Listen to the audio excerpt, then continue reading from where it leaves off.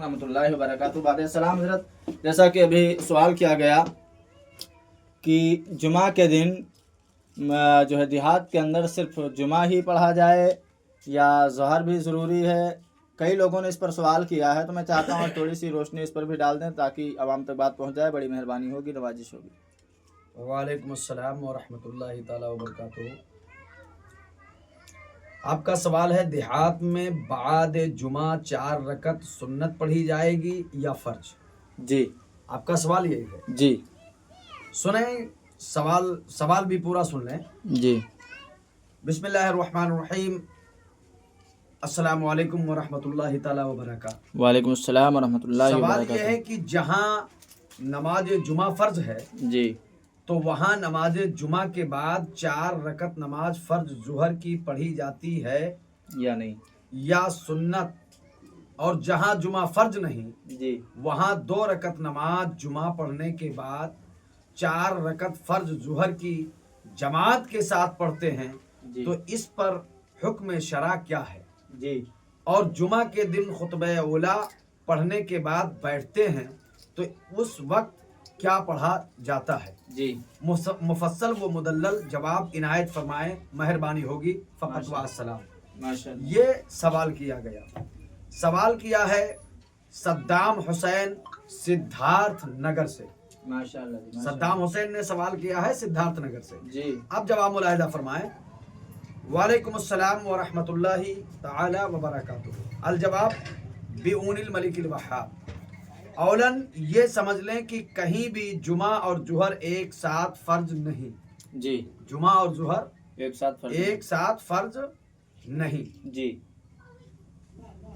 جہاں جمعہ فرض ہے وہاں ظہر نہیں، جی اور جہاں ظہر فرض ہے وہاں جمعہ نہیں۔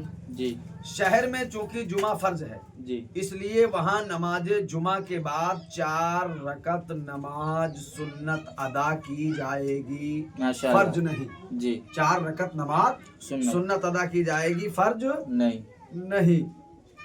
اور دیہات میں چونکہ جمعہ فرض نہیں ہے اس لیے وہاں بعد جمعہ ظہر پڑھی جائے گی۔ جی ہاں، جہاں عرصہ دراز سے نماز جمعہ ہوتی چلی آئی ہو جی تو منع نہ کیا جائے جی کہ لوگ اسی بہانے جمع ہو کر اللہ کے حضور سجدہ کر لیتے ہیں۔ جی نیز منع کرنے کی صورت میں فتنہ کا بھی اندیشہ ہے، جی لیکن 2 رکعت نماز بنام جمعہ کی نہ ہوگی بلکہ نفل ہو جائے گی، جی اور ظہر علی حالہ بجماعت باقی رہے گی۔ جی فلہذا دیہات میں 2 رکعت نماز بنام جمعہ کے بعد 4 رکعت نماز ظہر باجماعت ادا کرنا واجب ہے۔ ماشاء اللہ جی، واجب ہے، کیا ہے؟ واجب ہے۔ باجماعت ادا کرنا واجب ہے۔ جی دونوں خطبوں کے درمیان میں 3 آیت کی جی بقدر بیٹھنا سنت ہے، پڑھنے میں اختیار ہے، دل میں جو چاہے پڑھے، کلمہ، تسبیحات، درود شریف، یا خاموش بیٹھا رہے۔ جی واللہ تعالی عالم۔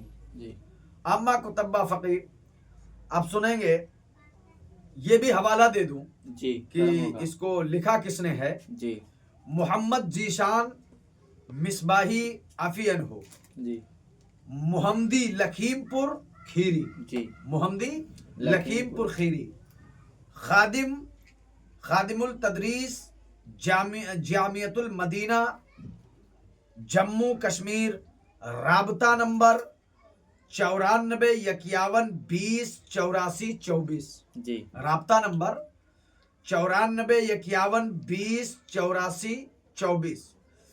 الجواب صحیح بھی سماعت کر لیں۔ جی الجواب مفتی محمد طیب صاحب امجدی، استاد جامعہ امجدیہ گھوسی سے، جی انہوں نے کہہ دیا کہ یہ جواب صحیح ہے۔ جی لہذا جو بات میں نے بیان کی جی یہ فتویٰ ہے، جی اور یہ فتویٰ میں نے بیان کیا، پڑھ کے سنا دیا، لکھنے والے کا نام بتا دیا اور ان کا نمبر بھی میں نے بتا دیا۔ جی لہذا ان باتوں پر جو ہمارے علماء کرام، مفتیان کرام جن باتوں کو لکھیں اور جن باتوں پر فتویٰ دیں، ہمارا اور آپ کا فرض بنتا ہے کہ ان باتوں پر عمل کیا جائے. واخر دعوانا ان الحمدللہ رب العالمین وما علینا الا البلاغ.